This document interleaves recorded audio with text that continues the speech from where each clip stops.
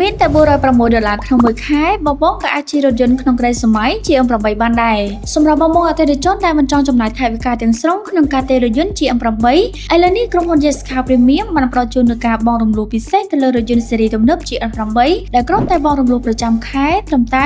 $406តែប៉ុណ្ណោះលក្ខខណ្ឌបង់រំលោះជាមួយនឹងឯកសារងាយៗសិក្សាលឿនៗឆាប់បានរថយន្តយកទៅប្រើប្រាស់ចង់ទិញរថយន្ត GM8